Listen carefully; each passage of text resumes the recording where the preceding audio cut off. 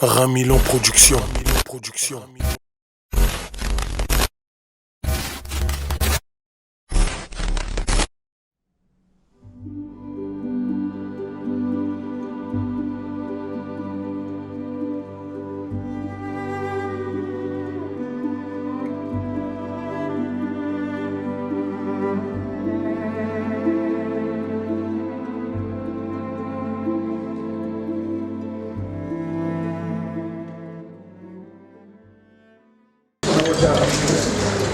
Et alors, je suis amusé en moment.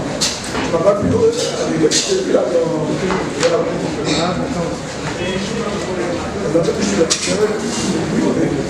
En fait, est-ce que vous voter des discours, il y a est-ce que vous voter des discours alors qu'il y a longtemps que je suis ici. Je suis très content. Bon.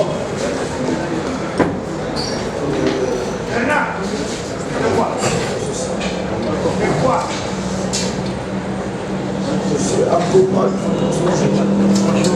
vous n'êtes pas conseillé ce matin? Oui, monsieur.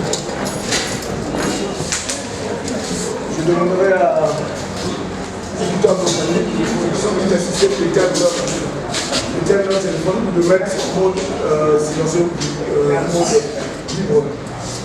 Et vous savez, les règles quand on soutient, on n'attend pas. Quand même ce que dirait votre parent, ami, pour moi c'est intéressant, vous l'applaudissez. Donc simplement vous avez le nombre de gens qui va évaluer votre travail.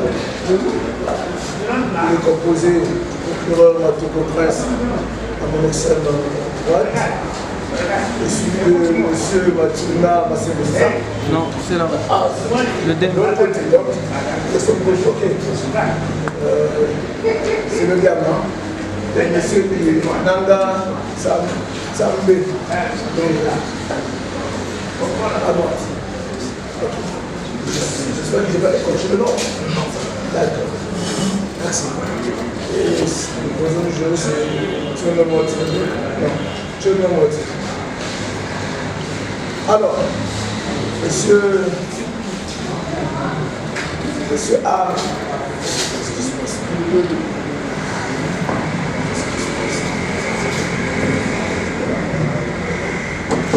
monsieur A, comment Ogné. Ogné. Oui. Ah, ça c'est pas chez nous, Ogné. On écrit avec A-U. Bon, c'est pas grave. Vous avez 15 minutes pour vous présenter votre travail. Et donc, comment allez-y. 15 minutes. Merci.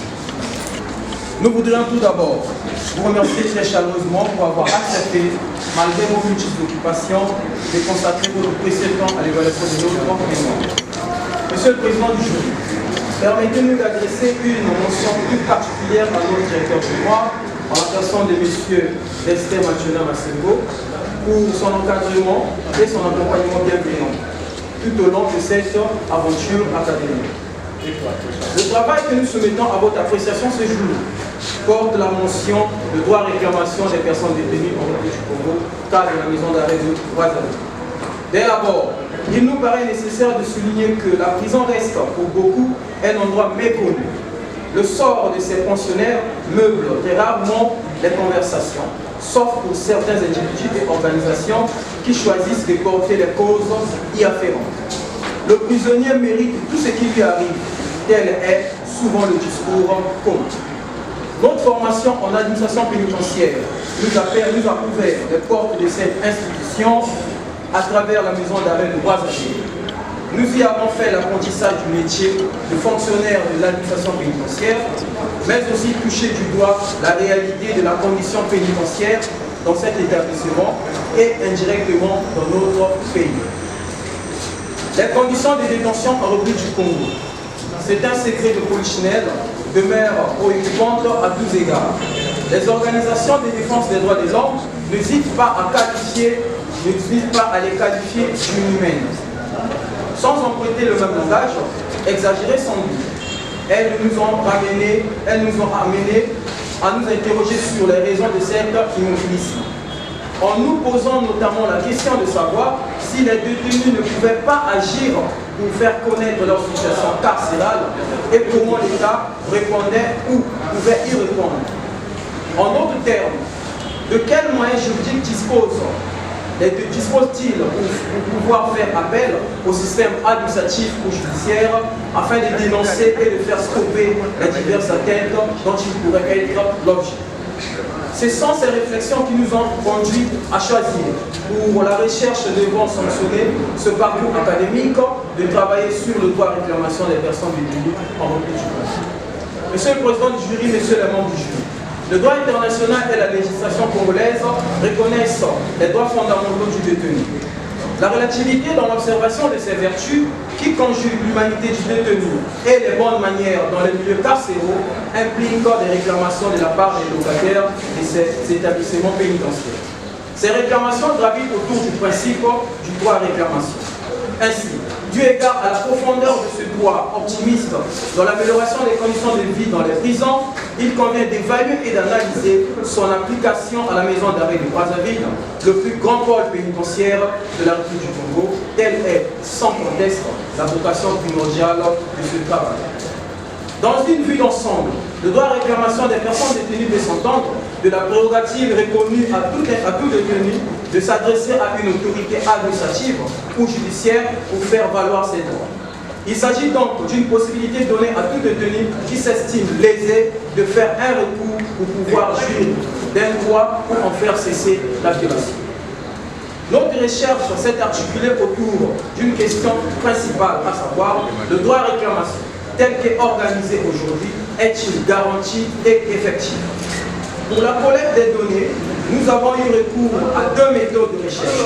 La méthode exégétique, qui nous a permis d'explorer les différents textes et sources de droit afin de mobiliser les fondements de l'ordre interne, communautaire et international en relation avec la question de recherche. La méthode comparative à travers la confrontation des expériences d'autres systèmes juridiques et pénitentiaires afin d'aboutir à une combinaison d'éléments.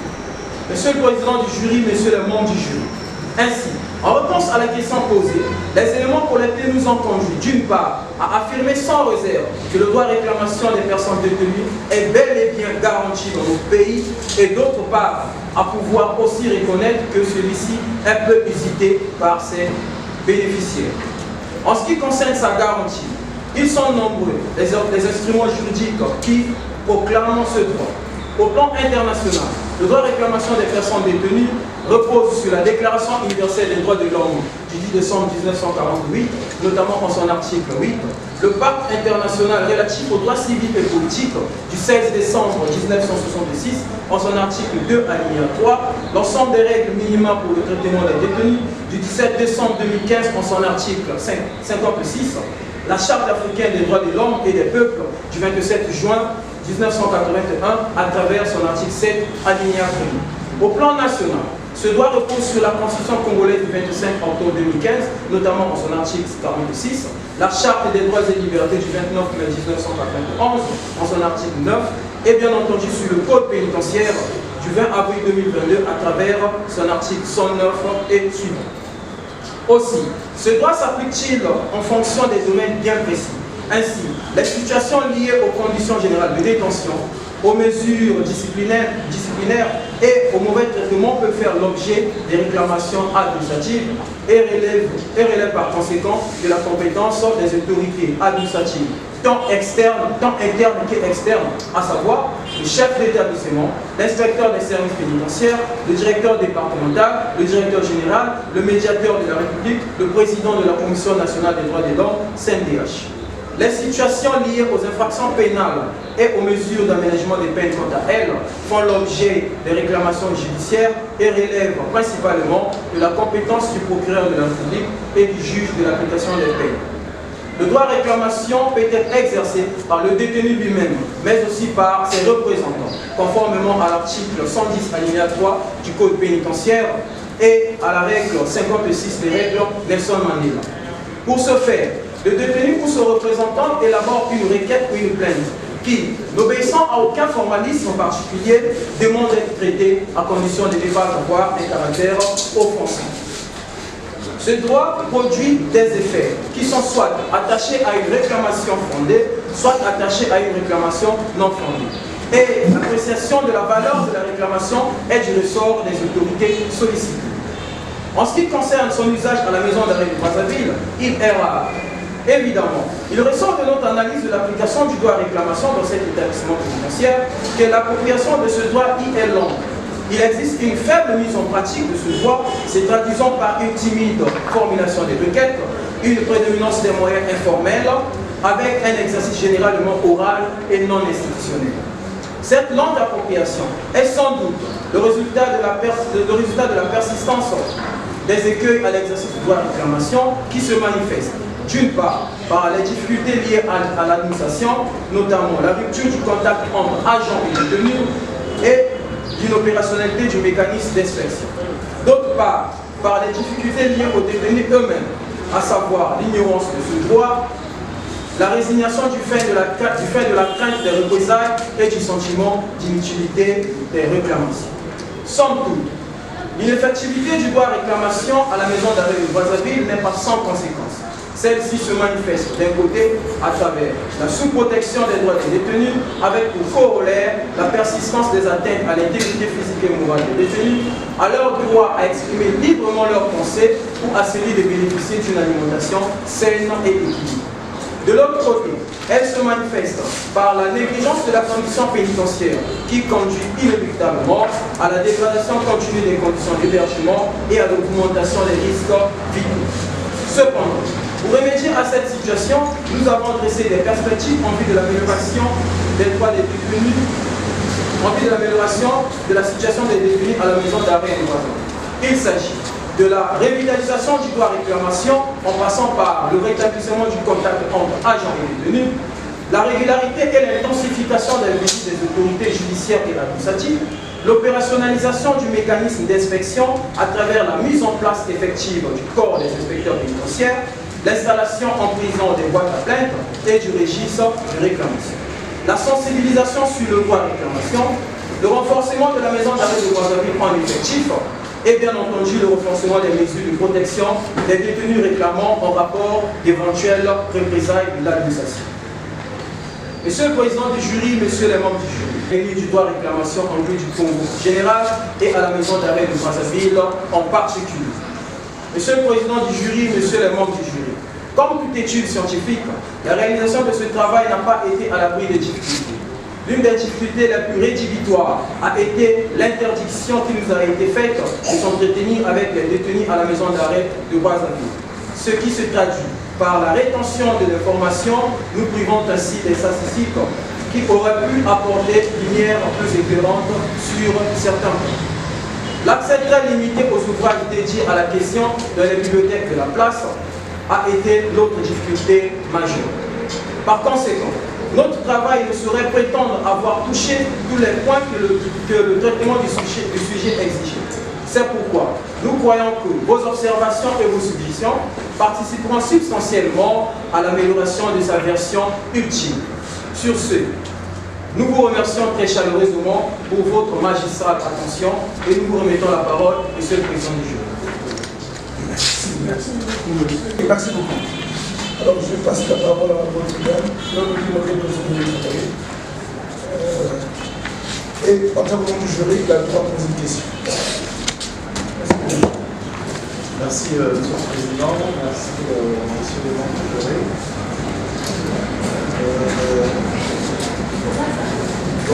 Monsieur Nkoma se rapproche de nous pour solliciter notre accompagnement pour la réalisation de son travail.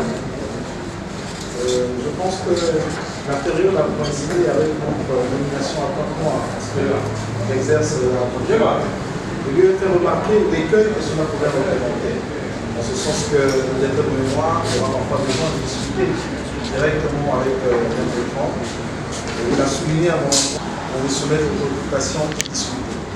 Donc en cela, Monsieur le Président, je peux témoigner qu'il a été un intervenant non seulement assidu, disponible, mais également docile. Quand même que je n'aime pas beaucoup le qualificatif de docile pour un intervenant, parce que je pense que le travail de recherche, c'est aussi un travail de conviction.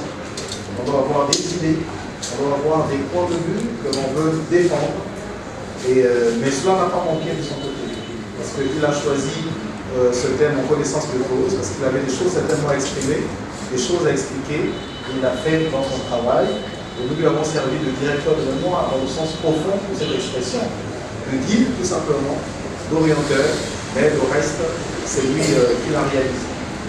Alors c'est un point positif que je tenais à l'exprimer en sa faveur. Par ailleurs, Monsieur le Président, je pense que notre engagement a été aussi dicté par la thématique choisie, le sujet, le droit à réclamation dans les maisons d'arrêt.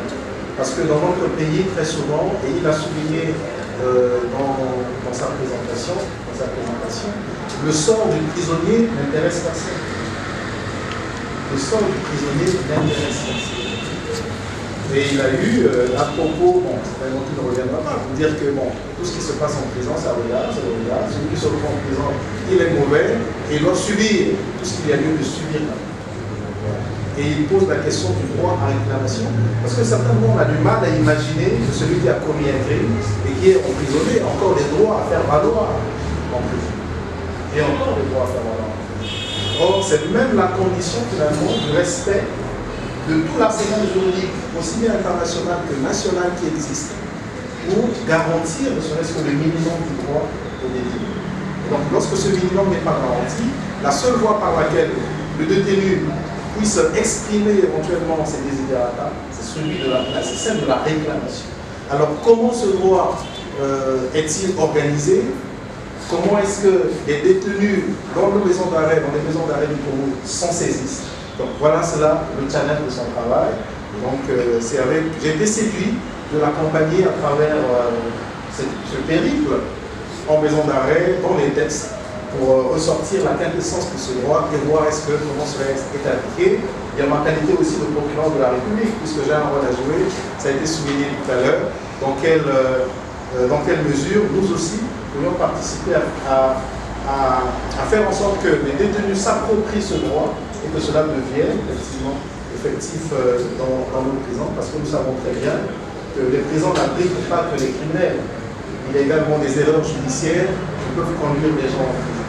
Donc il est important que ce couloir de réclamation soit ouvert pour permettre notamment à la société en général, à travers les institutions qui se chargent des questions pénales et pénitentiaires, parfois de se corriger.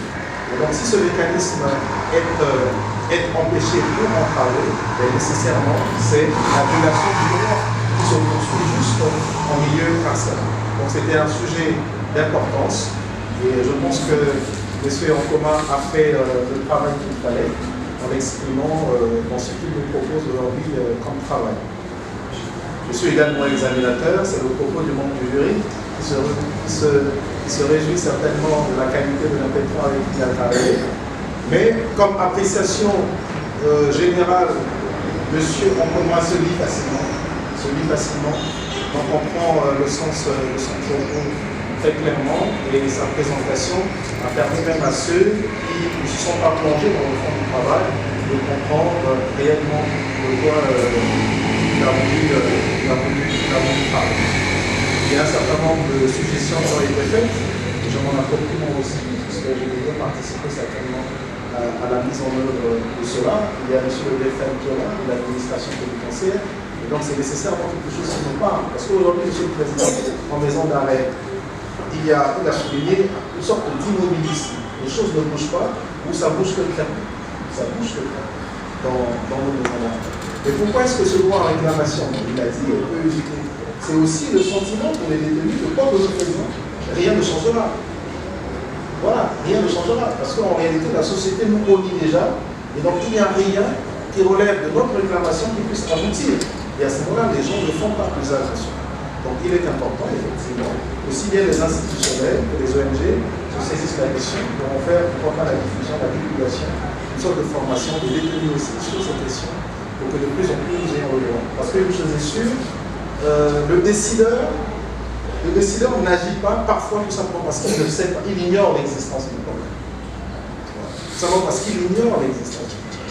Donc il est important que cela devienne effectif, réel au niveau des appareils, et permettre aussi aux autorités de se saisir de ces désiderata et de voir dans quelle mesure les réponses peuvent y être apportées. Alors, y a-t-il une question à poser à monsieur en commun? Non, monsieur le Président. Il n'y a pas de question. Je pense que les observations que nous avons eu à faire pour le moment de la réalisation de ce travail suffisent amplement pour répondre aux préoccupations qui étaient les nôtres relativement à ce travail. C'est à vous, monsieur le Président, et distinguer les membres du volet d'apporter notre rôle de l'heure pour, comme lui-même l'a souligné, l'amélioration du travail de notre président. Je vous remercie. Merci, monsieur le Président. Ok. Je passe la parole au premier examinateur. Je vais faire une proposition de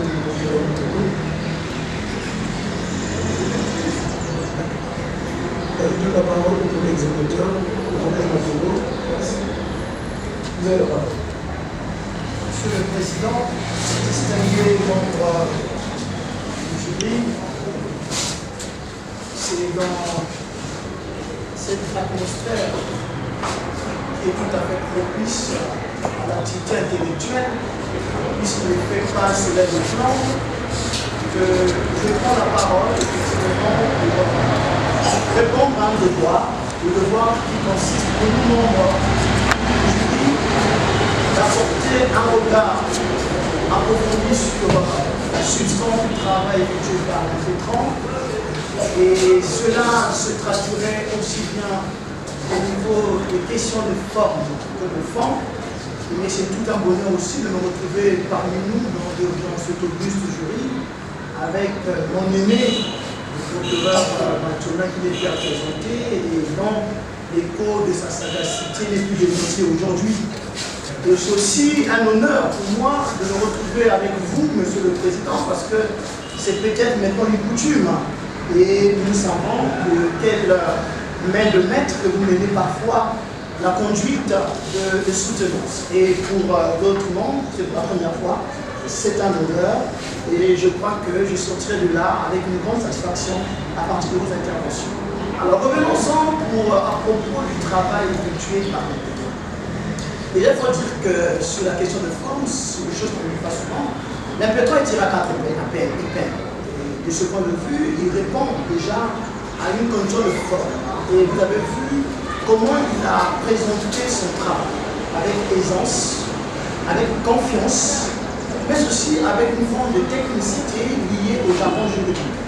Ça, c'est quelque chose qui est à son actif. Et deuxièmement, j'ai lu son travail avec un bonheur infini. Pourquoi infini? Parce que généralement, nous tombons sur le mémoire qui parfois laisse à désirer et dont on qualifie d'indigeste parce qu'il ne reflète pas la qualité attendue d'un impétrant d'un mémoire. Mais ici, nous sommes en face d'un impétrant qui répond à mon sens aux exigences en dépit de quelques pécadilles que nous avons l'obligation de relever pour ne pas donner l'impression à l'impétrant qu'il a atteint la perfection intellectuelle. Ainsi dit, nous allons donc voguer dans ce chemin. J'avoue que ce travail est bien écrit, parce que je suis également écrivain, donc je vais ici aux questions d'orthographe. C'est bien écrit, il y a la clarté, il y a la cohérence, il y a aussi la profondeur des informations.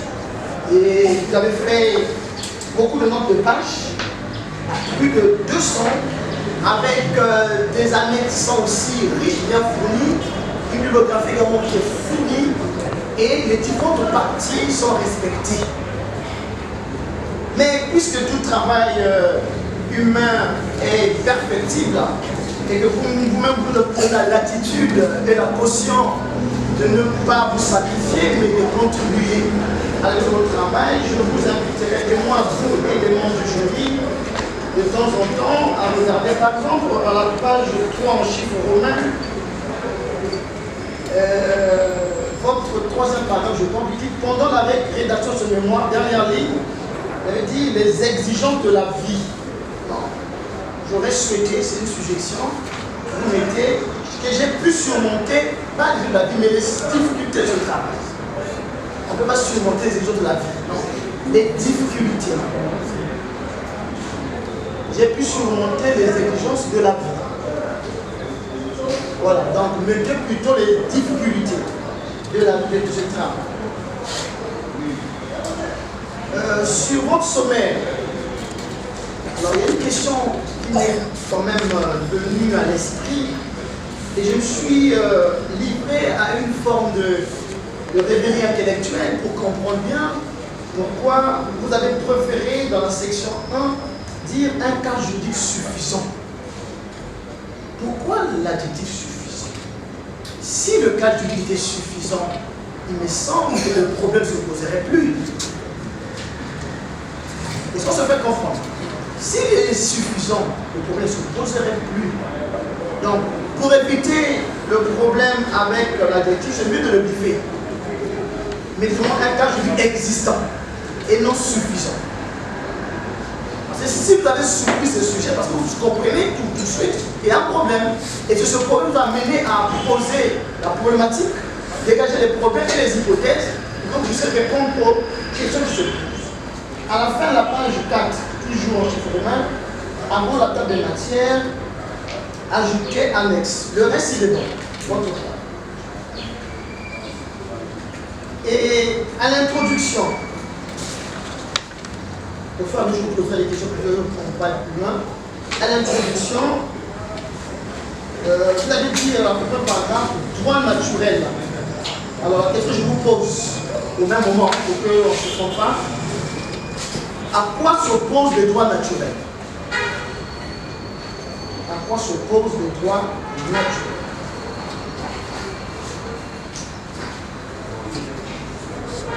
Deuxième question, au dernier paragraphe de votre première page d'introduction, comment appelle-t-on des personnes en attente de jugement et celles qui jugent leur peine? Comment appelle-t-on des personnes en attente de jugement et celles qui purgent leur peine? Je vous demande la réponse.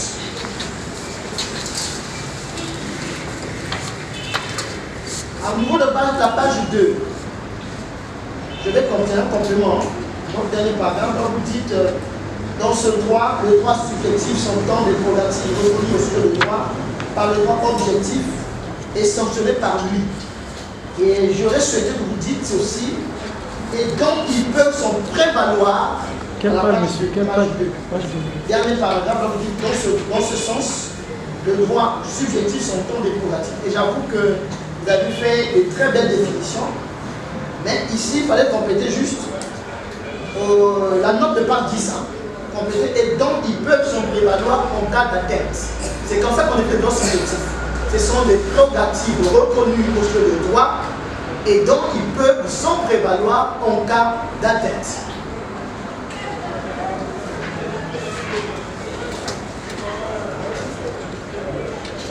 Alors, la page 6, la motivation.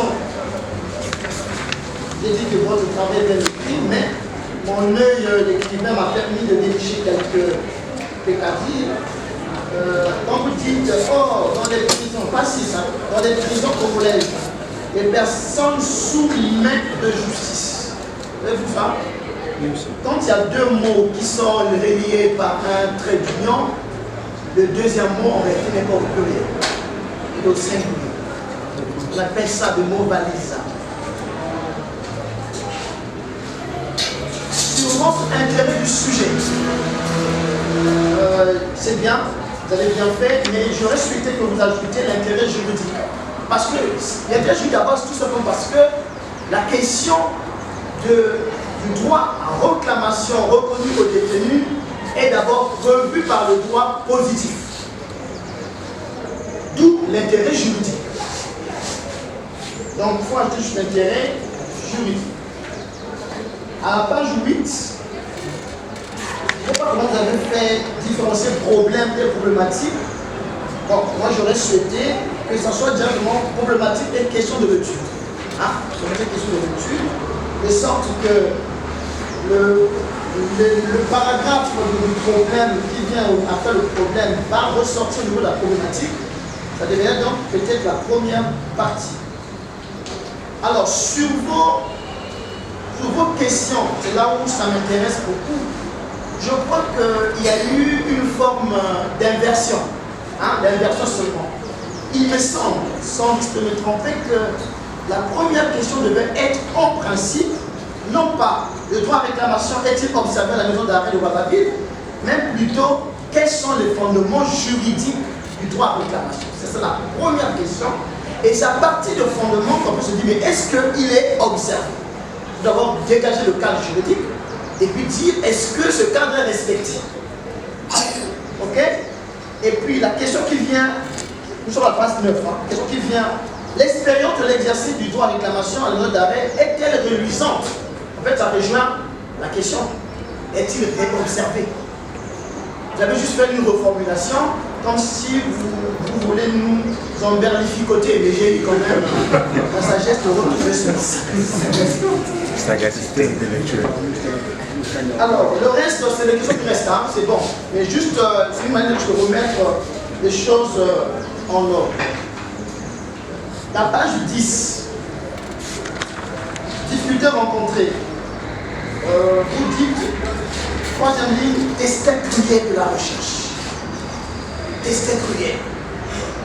Ah, ça m'a rappelé vie cruelle des Apoto, mon Gobetti. Non, ne dites pas ça. Le destin que vous avez aujourd'hui, c'est un destin reluisant. Vous comprenez? Il n'est pas cruel. Les difficultés de la vie ne constituent pas une forme de priorité, au contraire, ce sont des opportunités qui t'ont permis aujourd'hui d'être en face de nous, et à la fin de ta soutenance, tu seras sanctionné et par un diplôme. Notre et un diplôme. Donc le destin n'est pas cruel, mais dit seulement le destin de la recherche. Et quelque part, j'avais vu sur la motivation, vous avez dit l'intuition de ce travail tient du souci. Non, pas l'intuition. Non, pas l'intuition. Il y a une différence entre la motivation et l'intuition. On ne peut pas dire l'intuition c'est le travail. Donc, vous voyez des petites qui n'enlèvent en rien la qualité de votre travail. Bon, je vais aller plus rapidement maintenant. Il y a des parties où vous oubliez les articles. Hein? Donc, pour question de cohérence, gardez les articles sur les intitulés. Partout. Hein? Il y a des parties où vous oubliez les articles et c'est pas bon. Alors moi j'ai un débat à faire avec vous sur la question avant la bibliographie. Alors la bibliographie elle est bien présentée, mais les noms et les prénoms des auteurs doivent être mis en gras. Hein, en gras. Et puis sur la page 118, là on a mis recommandation ajoutée S. 118, ajoutez S, et puis là vous mettez texte de loi et code, non, vous mettez texte juridique. Texte juridique, parce qu'on a les textes internationaux et les textes nationaux. À la page 119, là où vous avez mis textes nationaux, 119, page 119, vous avez mis textes nationaux pour faire la différence entre les textes nationaux du Congo et les textes nationaux de la France. Donc pour la France, vous mettez texte étranger. Donc vous créez une rubrique. Vous dites seulement texte étranger. Voilà. Maintenant sur votre annexe. Donc c'est une question de plus fort. Hein. Pour votre annexe, il faut déjà un peu indiquer les différents tableaux. Donc annexe 1, à partir d'ici. Vous mettez par exemple annexe 1, tableau temps, annexe 2, tableau temps. Ça nous permet de nous situer. Est-ce que vous avez un point de numérotation? Oui, bon, c'est d'accord. Alors, voilà les questions de forme.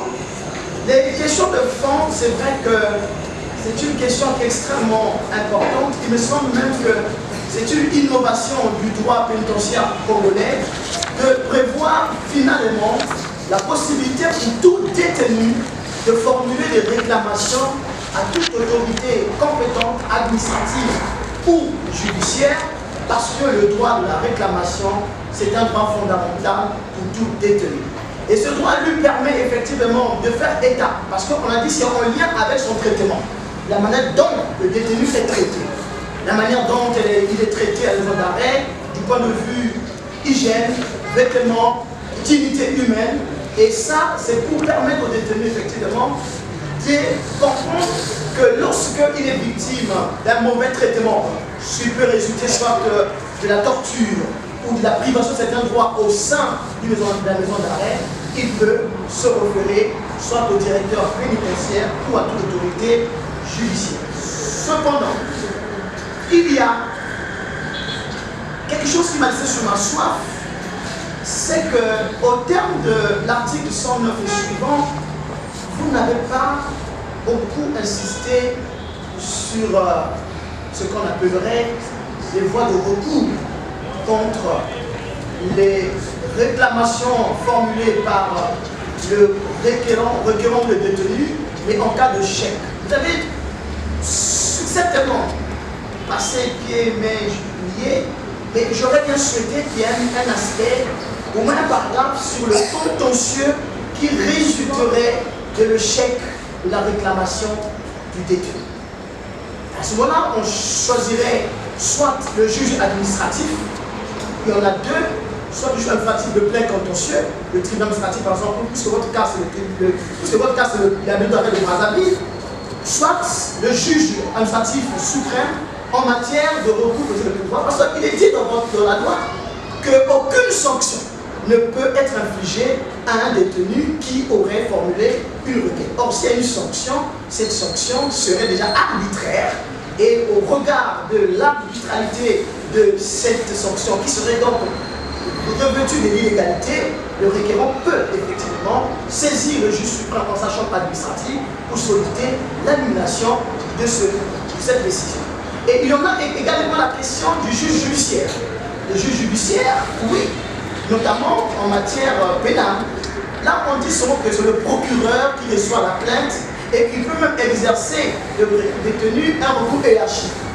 Mais si c'est un recours élargi, est-ce que la question de pose, le détenu dont un droit a été lésé,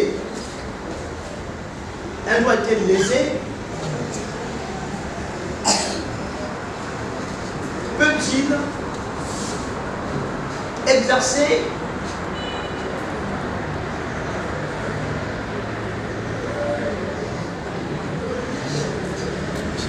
le droit, peut-il exercer son droit à la saisine de la juridiction pénale compétente? Peut-il exercer son droit à la saisine de la juridiction compétente?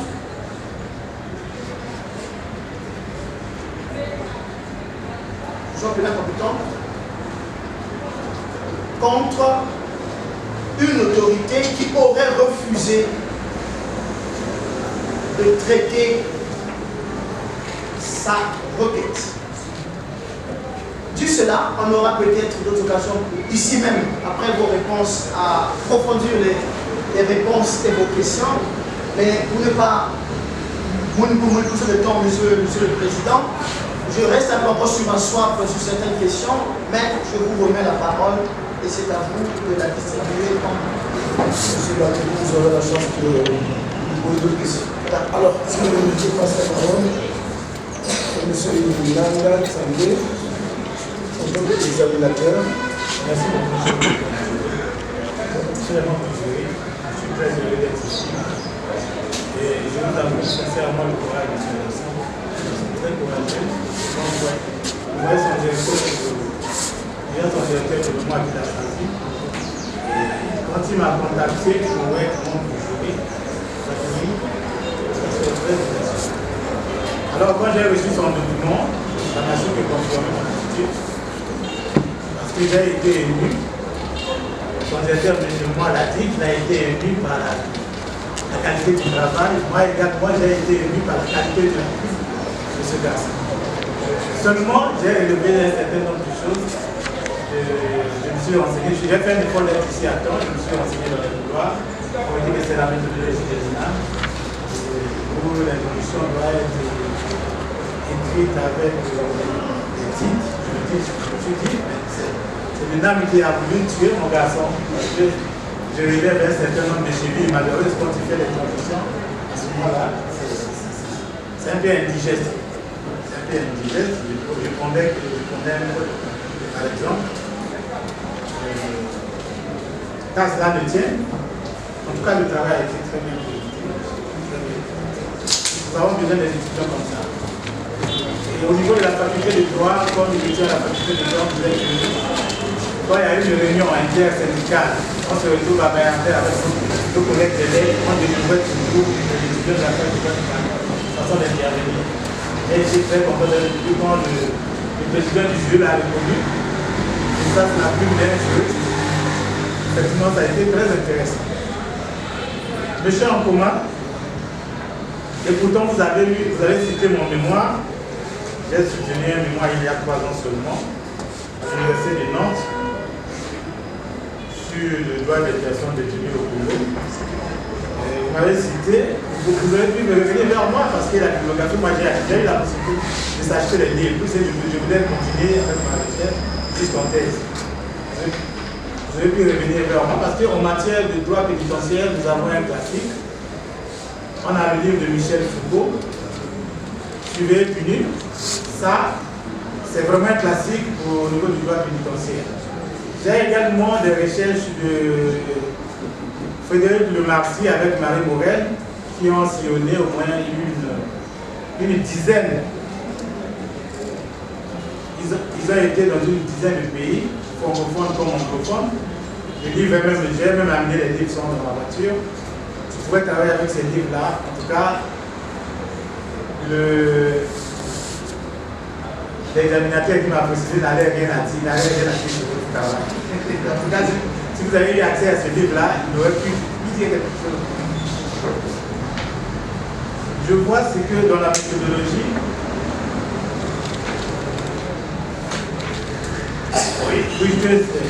on m'a dit que c'est à l'ENAM, on fait comme ça.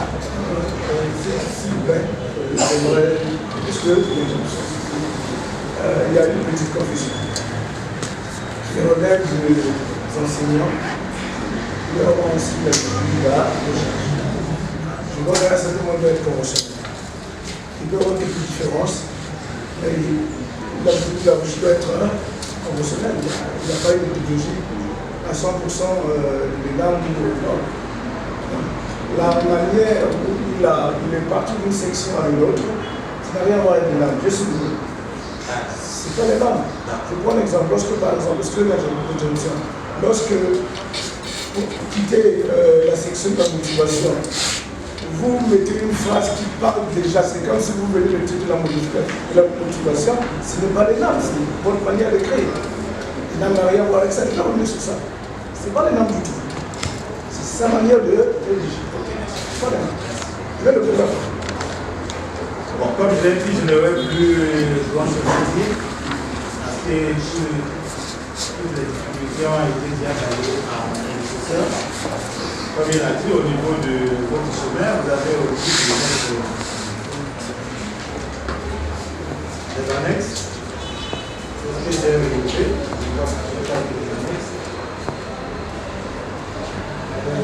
J'avais prévu une question à propos des lois naturelles, parce qu'on vient de la poser.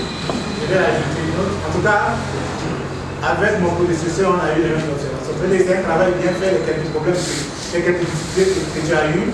C'est vraiment perceptible. Au point où je n'aurais plus grand chose à dire. Monsieur Akouma, c'est quoi un droit fondamental?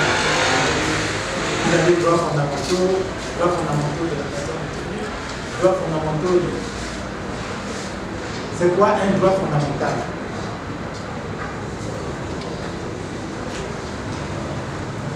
Dans votre travail, vous avez cité comme des textes, le nombre de textes à portée générale, des textes régionaux. Vous avez cité la Convention américaine, plutôt la Convention européenne du 4 novembre 1950. Cette convention n'est pas opposable. Ça ne régit pas les personnes détenues. Et ça, le travail pour ça a été très difficile. Mais à ce niveau-là, ça c'est à retirer. Ce n'est pas opposable au droit. Et puis, l'unique liberté qu'ont pris vos détenus, c'est la liberté d'aller et venir, et non d'aller et de revenir. D'aller et venir, vous écrivez d'aller et venir. Donc on dit liberté d'aller et venir et non liberté d'aller et de venir. J'ai vu quelque part au niveau de la page 343. 143. 143. C'est ça, 148. 143, là où vous avez cité le... Non, il n'y en a pas. 143, il y en a Les pas. pages s'arrêtent peut-être des bas de page, je ne sais Ouais, pas. 43 ou 43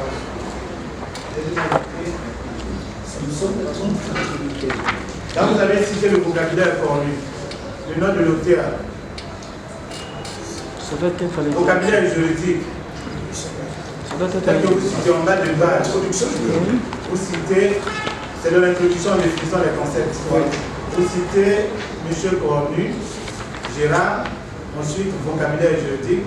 Si vous avez travaillé avec la 13e édition, qui est en compte actuellement, sinon c'est la 12e édition, qui devait être à votre possession. Vous mettez vocabulaire. Vous citez l'auteur, ensuite le vocabulaire.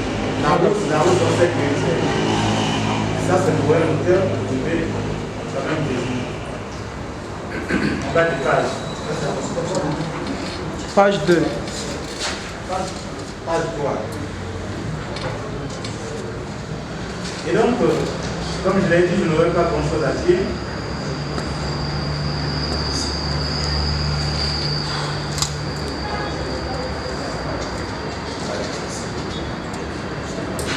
Et une petite question qui sera certainement une réponse à la question que vous avez posée.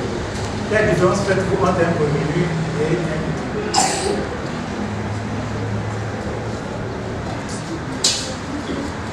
Comme je le dis, le travail a été fait, sauf si je suis de mauvaise foi, sinon je n'aurai plus autre chose à dire. Moi, en tant que gardien des détenus, je suis là depuis 6 ans. Je suis le gardien des détenus depuis 6 ans. Tous les détenus du Congo, c'est moi qui les gère, c'est moi qui les alimente.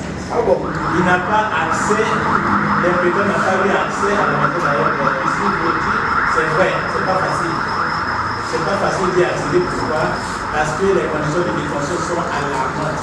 Quand vous y accédez, vous aurez toujours quelque chose à écrire. Au point où on peut pas vous permettre d'y accéder. Les procureurs, là, ce n'est pas des maisons d'arrêt. Moi, quand je rencontre les procureurs, je suis content parce que je vais leur dire placer des gens pour des vraies situations. Cas de viol, cas de meurtre, oui. Ce n'est pas un Congolais qui voit deux casiers, vous l'envoyez à la maison d'arrêt, il reste là, en détention, et les délais de détention dépassent même, il n'est pas jugé, non. La maison d'arrêt de Brazzaville a été construite pour recevoir 150 détenus. Hier, puisque hier j'y étais, nous sommes à 834. Alors imaginez les conditions de détention. Si nous permettons à M. Akouma d'y accéder, il ne va pas s'arrêter. En dehors de son mémoire, il va produire un article de presse. Et vous regardez. Comme ce qui c'est. Ok, d'accord. Je ne peux pas contredire les propos des observations du professeur. Je sais que le document est bien rédigé. Je sais qu'il est suivi facilement. Et toute ma situation est primaire. Et donc, il y a toujours des écueils, il y a des questions qui doivent être posées. Je m'attendais à ce que le débat soit alimenté par les examinateurs qui sont du domaine. J'ai l'impression que je me laisse à la de poser des questions. Ok, monsieur Akoma. Mais c'est votre tant qu'amétrant. Parce que quand je vois vous l'avez dire, ah non, c'est pas un coma, c'est un coma. Ça, c'est le linguistique intermédiaire. C'est un coma, c'est pas un coma, c'est un coma. Alors, dédicace. Tu as une dédicace. Le petit dédicace, tu mets A. Page chiffre numéro 2. Donc, tu mets A, ma mère. Et vous avez oublié à la page 3 chiffres romains, le directeur adjoint. Vous l'avez oublié, M. Tobangi Alexis. Vous l'avez oublié, c'est ça. Même s'il n'est pas là, qu'il soit absent pour des raisons de santé, il va l'oublier. Page numéro 2. Chiffre arabe.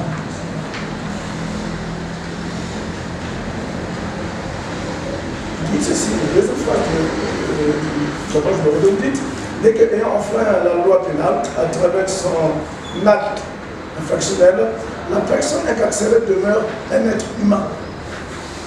Je me suis demandé la question, je me suis posé la question de savoir, est-ce qu'une phrase juridique, juste un langage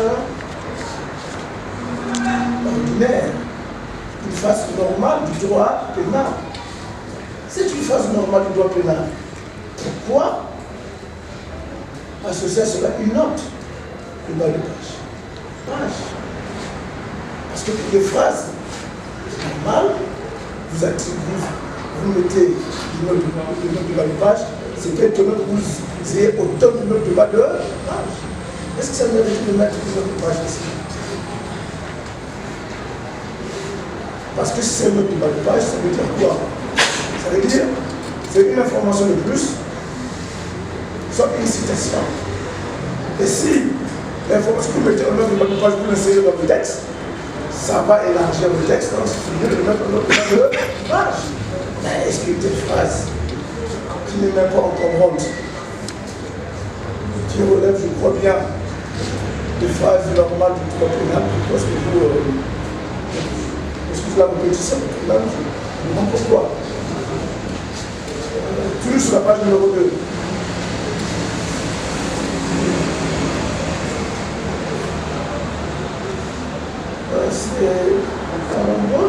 Voilà, je prends vraiment où le juge m'a proposé une modification. Une phrase qui commence par aussi.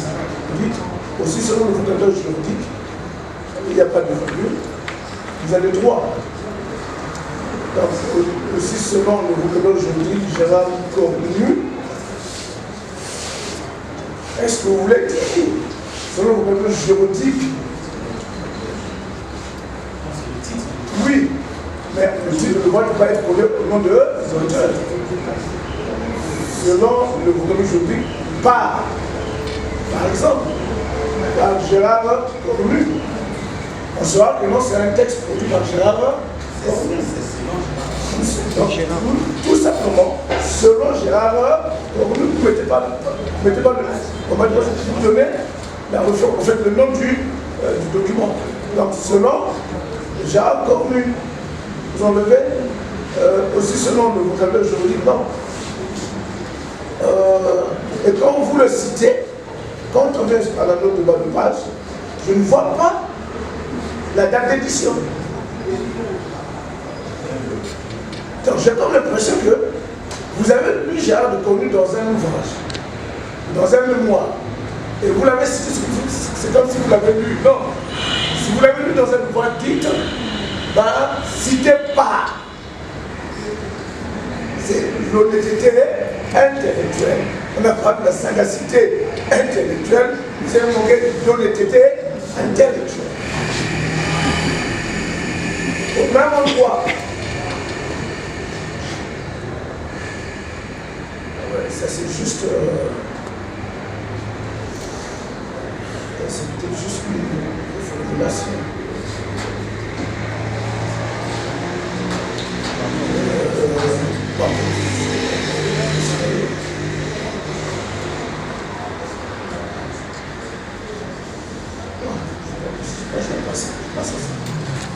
Ok. Vous répétez la même chose. Après tout, laissez qu'on vous aime. Vous répétez la même chose. Pas de lieu de publication, pas de date de publication, rien. Nous sommes à la page 3. Ça constitue le corps même. Je vais faire une action sur les petites erreurs d'orthographe. Alors, j'ai dit à M. Kinara que vous avez une manière d'annoncer les passages qui suivent. Je prends l'exemple. C'est une manière propre. Quand on va à la page, quand on repart, on recule à la page numéro 4, c'est le titre, c'est historique. Après, la section qui suit, c'est la motivation. Voilà pourquoi je vous annonce la motivation. Vous dites, voilà qui a motivé le jeune présent sujet. Comment? Et vous nous parlez de la motivation. Non, c'est pas les mêmes. c'est vous.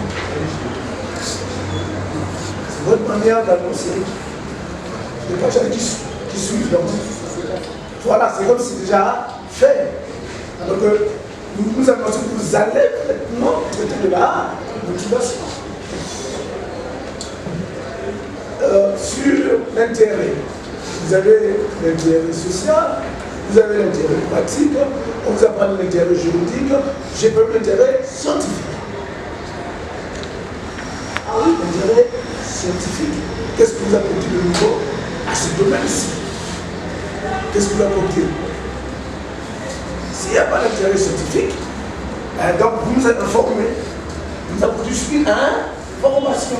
Vous apportez de l'information aux détenus qui ignorent qu'ils ont le droit à réclamation de l'information. Et comme c'est une information, est-ce qu'on peut faire un débat sur une information? On vous apporte une information, il n'y a pas de débat. Une information, nous recevons une information, pas de débat. Vous nous avez aussi trompé, heureusement, aussi, il a d'intérêt. Je me suis dit, quelle est cette littérature? Pourquoi il n'y a pas assez de documents cités? Et même lorsque vous citez M. Hidalgo, attendez, qu'est-ce qu'il a dit? Qu'est-ce que vous avez trouvé de pertinent dans son ouvrage? C'est important. Voilà, et c'est mémoire. En plus, c'était un mémoire. Donc il y a beaucoup de choses. M. Nagatsamba avait dit dans son mémoire, vous avez prouvé de ça, donc il ne fallait pas le citer. Problématique et hypothèse. Vous avez 4 questions, je compte 4 questions dans votre problématique, 4 questions. La manière d'insérer les hypothèses, en fait, d'aller de la problématique aux hypothèses n'est pas celle-ci. Je reviens, c'est votre manière de créer. Quelques hypothèses peuvent être soulevées ici. Quelques hypothèses comment? Quand vous avez 4 questions, vous avez 4 hypothèses. Quand vous dites quelques hypothèses.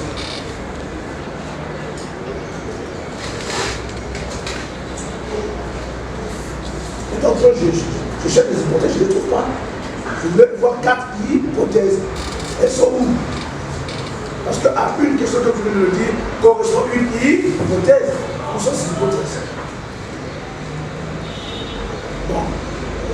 Sur la méthodologie de la recherche, je dis peut-être c'est un peu notre faute à nous qui disposons ce cours sur la méthodologie de la recherche. J'ai l'impression qu'il y a une confusion entre la théorie d'approche, la théorie d'analyse, et la méthodologie de la recherche. C'est une petite nuance.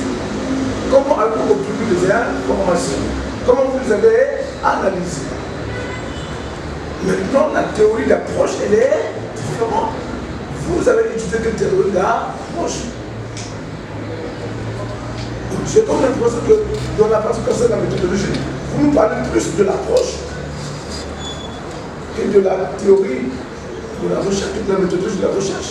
Ce n'est pas seulement vous, c'est récurrent dans tous les mémoires. Donc,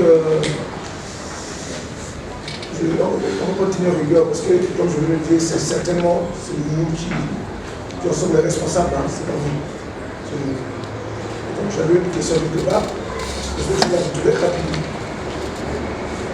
Ce ne sont que des observations, ce que je veux faire. C'est pas question. Ce sont des observations. Peut-être que je retourne en question. Le reste également, je crois. Ok. Je crois qu'il faut, puisque vous avez posé une question, vous avez utilisé la question, il nous faut un tableau. Tableau pour dire, bon, vous avez questionné, vous avez traité un échantillon, par exemple, de 50, 100 personnes. Et il y a eu, dans ces 50-là, il y a eu 10 ou 20 ou 25 qui ont reconnu qu'ils ont le droit à réclamation. Il y a d'autres qui ont dit que non, on ne peut pas faire usage de ça parce que même lorsque vous en faites usage, ça n'est pas pris en considération. Nous-mêmes, parfois, nous sommes battus pour avoir réclamé, juste comme vous l'avez dit, hein, dans votre travail, ça pour avoir réclamé un poussage ou un bras ou je ne sais pas, quelque chose. On les a battus, on les a frappés pour ça. Donc, à cause de toute raison, autre chose. Obside, non, ça c'est la même chose pour les autres. Vous mettez obside 3, 4 pages après, vous dites obside. Et puis on a du mal à retrouver, c'est où la première insertion de l'information que vous dites obside, 3 pages après. Vous nous embrouillez. Donc, c'est pas à vous. Alors, une question. La question liée à la page relative à la page 85. Comment un détenu intimidé par les coups et blessures pour le dissuader d'avoir recours au droit à réclamation peut obtenir justice?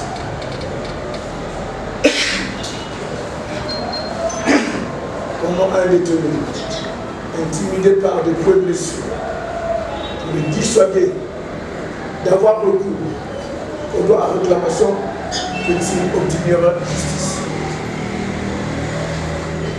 Pardon, monsieur? Comment un détenu intimidé par des coups et blessures peut-il avoir recours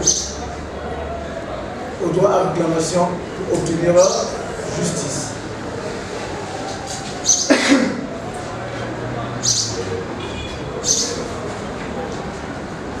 Et le coup de blessure ont été infligés pour l'empêcher de faire recours, d'avoir recours au droit à réclamation. Même il y a injustice. Comment peut-il faire pour obtenir justice dans ce cas-là? C'est l'unique question, monsieur Antoine. Et une dernière chose, s'il vous plaît, monsieur qui a mis son projecteur. Nous sommes en train de suivre à grosse route. Est-ce que tu pouvais pas l'éteindre à un moment donné? Merci. Voilà. Tu ne fais pas de photo à tout moment. Et tu laisses le projecteur abîmer nos yeux.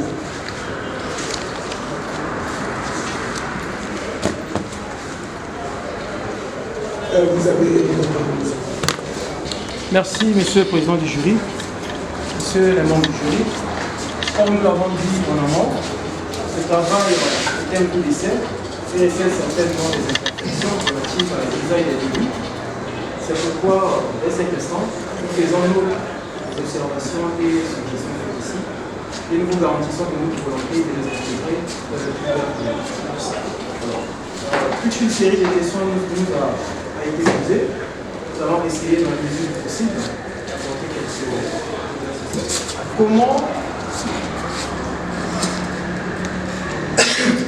Comment appelle-t-on les personnes en attente du jugement et celles qui purgent déjà leur peine?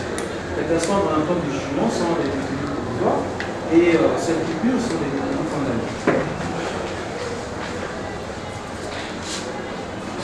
Le détenu dont le droit a été lésé peut-il exercer son droit à la saisine de la juridiction compétente contre une autorité qui aurait refusé de traiter sa requête?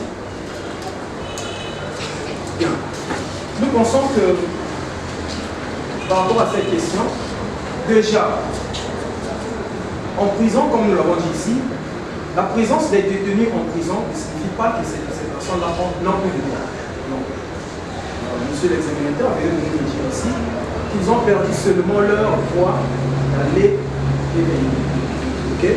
Ils conservent tout le reste des droits. Alors, dès lors qu'une personne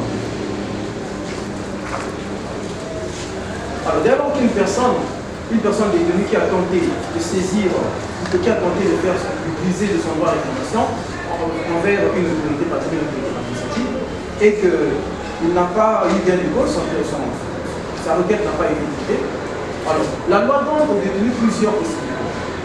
Le détenu peut faire recours, il peut faire usage des voies de recours.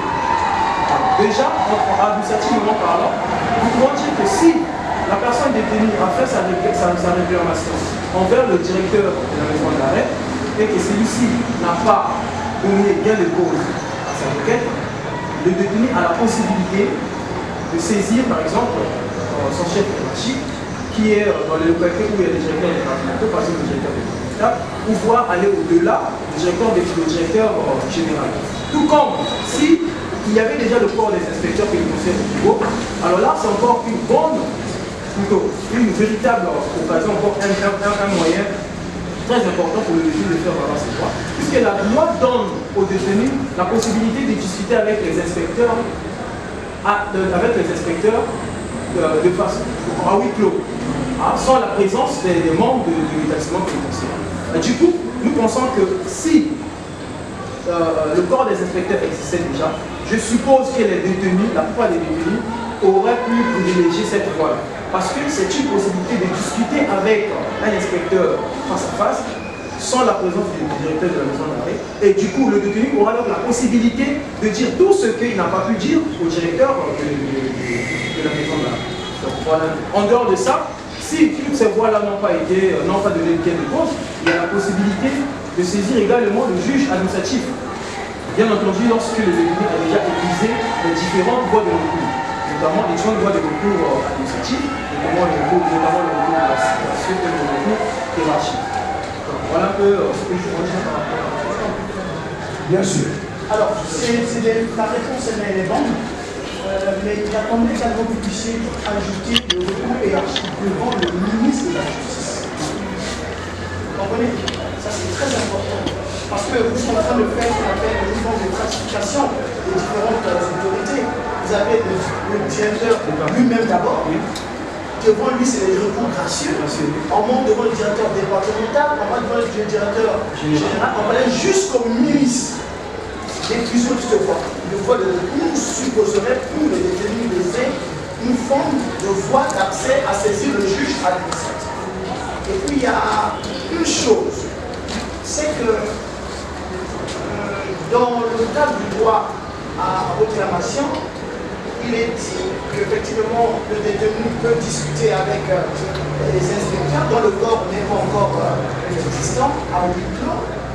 Mais est-ce que à ce niveau-là, en dehors des inspecteurs, le détenu peut également saisir, par exemple, on appelle ça le médiateur de la République.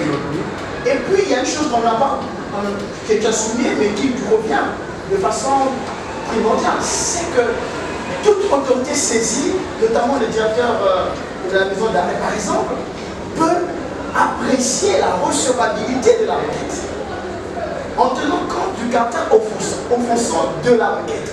Or, ce concept, caractère offensant, peut être un prétexte pour le directeur pour justifier le refus.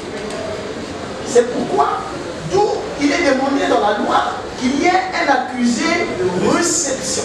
Si le directeur s'applique derrière le caractère offensant de la requête, à partir de la date de réception, le détenu, s'il a la possibilité, il peut saisir l'autorité hiérarchique pour dire mais non, moi, s'il n'y avait aucun caractère offensant pour justifier le refus de la requête ou de la requête. Donc voilà un peu le complément.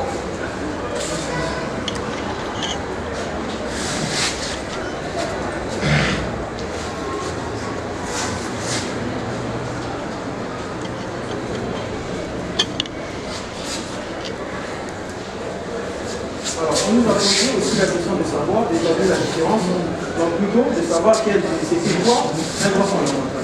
Nous pensons tout simplement qu'un droit fondamental est un droit garanti par la loi fondamentale, par exemple la Constitution, mais aussi garanti par les différents textes internationaux.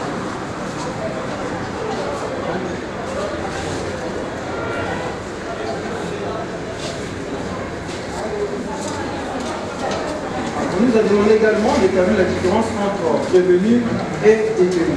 Alors nous pouvons dire que déjà dans le concept de détenu, on peut avoir deux types de détenus. Nous avons d'un côté des détenus préventifs, ou provisoires, et de l'autre des détenus condamnés. Et les prévenus revient tout simplement du côté des détenus en attente de jugement.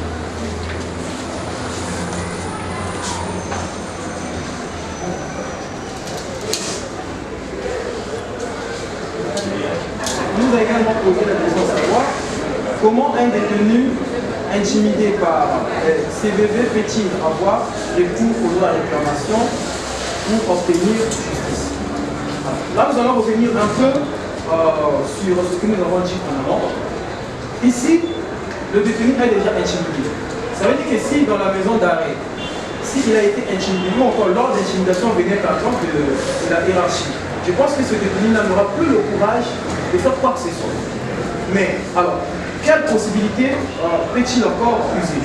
Nous pensons que lors des visites par exemple des autorités judiciaires, notamment le juge d'application des peines, parce qu'il est là pour contrôler les conditions dans lesquelles ils sont purgés leur peine, alors le détenu peut avoir la possibilité, cette fois-ci, de dire et de dénoncer les faits dont il est victime.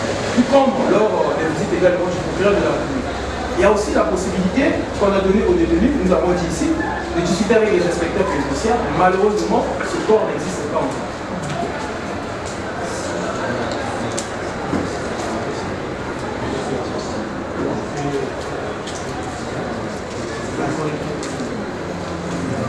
Voilà donc, monsieur le président du jury. Bon, il fallait discuter vous avez été témoin intéressant. Monsieur, il a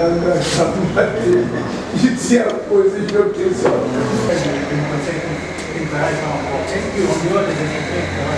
Vous, dans votre travail, vous n'avez pas voulu vous poser d'autres corps de contrôle à l'image de l'Observatoire des prisons en France, du contrôleur général des lieux de privation de liberté, parce qu'on sait ce que sont les inspecteurs pénitentiaires. Vous allez au niveau de la direction générale du travail, si vous avez un litige, quand le salarié a un problème, et pourtant notre code du travail, c'est un code socialiste qui protège l'employé contre les abus de l'employeur. Mais quand vous confiez le dossier à un inspecteur du travail, ça devient son gagne-pain. Il se retourne vers la société pour pouvoir léser le requérant. Est-ce que vous ne suggérez pas qu'il y ait, parce que votre travail est tellement intéressant que ça nous donne des éléments, nous qui sommes en train de... Parce qu'il y a les textes d'application de la loi pénitentiaire qui sont en chantier. On comprend que la France, par exemple, est partie d'une loi pénitentiaire à un code pénitentiaire. Aujourd'hui, ils sont à un code pénitentiaire. Les étudiants que j'avais reçus une fois ici, vous avez partagé une revue, je ne sais pas pourquoi vous n'avez pas pris en compte. Il y a une revue qui publie régulièrement sur les droits fondamentaux chaque année. Les cahiers de recherche sur les droits fondamentaux. L'année 2024, ils ont eu des belles publications, des articles vraiment bien sûr le droit pénitentiaire. Donc, vous pouvez suggérer ça, qu'on crée des autorités administratives. S'il y a une multiplicité des autorités administratives indépendantes, il y aura comme une sorte un contre-pouvoir, une sorte de contre-pouvoir. À ce moment-là, ça va changer, ça fera bouger les choses. Donc, si on a dit les inspecteurs, certaines fois que vous serez les inspecteurs pénitentiaires, vous allez vous en saisir pour contrôler et l'administration pénitentiaire et l'administration judiciaire. Voilà la compréhension. Donc il faut que vous connaissiez tout le monde. Que vous essayez dans votre création de l'autorité administrative. S'il vous plaît, sur ce point, peut-être pas qu'il insère dans son mémoire, parce que c'est vraiment à lui. Est-ce qu'il pense qu'il y a nécessité d'aller vers la création d'une autre instance? Parce qu'il y a aussi une faiblesse dans notre pays, et nous pensons que la multiplication des institutions va régler le problème. Et nous en multiplions sans régler aucun problème. Donc, ça veut dire qu'en fait, il faut traiter le problème au fond de l'administration. Pourquoi, malgré les instances existantes, on n'arrive pas à tel résultat? C'est ça le problème. Déjà, le corps des inspecteurs de travail, des inspecteurs, s'il n'est pas effectif, s'il n'existe pas, est-ce qu'on peut déjà proposer autre chose alors qu'il nous faut d'abord tester ce que la loi a prévu? Mais nous n'avons pas encore mis en œuvre. Vous voyez? Donc, il y a ça. Pourquoi? Parce qu'en ce qui concerne le contrôle, et là, ce n'est plus l'investissement, c'est une question d'ordre général que nous posons, puisque le sujet est intéressant. Vous avez l'administration pénitentiaire, et ce procureur a parlé du médiateur de la République. Vous avez la Commission nationale des droits de l'homme, vous avez les procureurs, vous avez également les ONG qui sont habilités à certains moments d'aller dans les pays. Malgré toute cette pléiade d'acteurs, les choses ne s'arrangent pas. En créant davantage, nous allons trouver une solution. Le grand problème, c'est celui que vous avez souligné à l'entame de votre faute. Savoir que nous entretenons la culture de l'omerta. On ne veut pas que ce que nous n'arrivons pas à réaliser se sache. Et on empêche même l'accès aux chercheurs. Et parce que la solution commence par le chercheur. C'est-à-dire de pointer du doigt le problème, de l'exprimer pour vous amener à réagir. Et même le droit à réclamation. C'est cela. C'est donner l'outil aux détenus de s'exprimer pour que vous puissiez réagir. Or là déjà même le chercheur n'est pas autorisé à accéder. Vous voyez, donc ça veut dire qu'il y a un problème interne à l'administration qu'il faut régler. Et tant que, ce que nous avons souligné, la condition sera préoccupante, les choses ne changeront pas. Parce que même l'inspecteur, pour être fort, il faut d'abord que la base existe. Ce sur quoi il faut contrôler existe. Mais si déjà le minimum n'est pas là, même l'inspecteur ne viendra pas, lui dira ben, nous n'avons pas ça, il ne faut pas aller.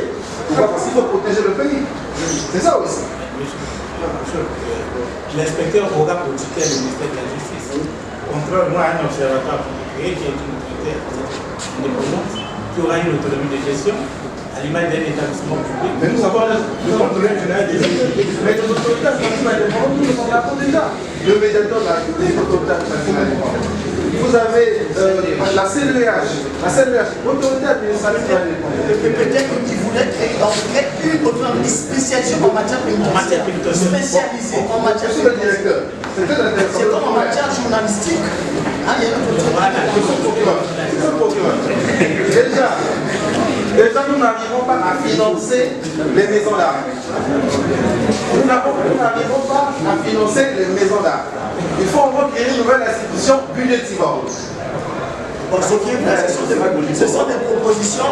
Si il y a un problème, si c'est une mémoire, vous pouvez faire l'objet d'un fichier qui devait être acheminé au niveau du ministère de tutelle et qui pouvait servir au pouvoir public en cas de besoin, comme ça c'est intéressant. Malheureusement, on n'a pas un mécanisme. Ça va commencer par ça commence ici, ça s'arrête ici. Ça vous dit, est-ce que vous voulez la toucher de pas?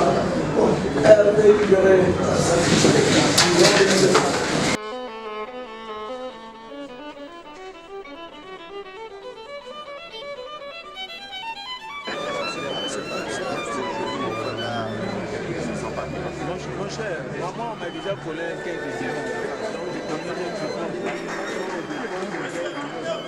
Il ne faut pas en commun au nez, au vis, au risque, il y a aspect sécurité. Après avoir entendu l'exposé de l'intéressé, suivi les interventions des membres du jury, le jury se présente à délibérer et statuer, comme si, et attribuer plutôt, les notes suivantes. Sur la forme, 4,5 sur 20. La présentation, 4,5 sur 20. Soit sur le fond, 8,5 sur 20. Pour faire un total de 17h50.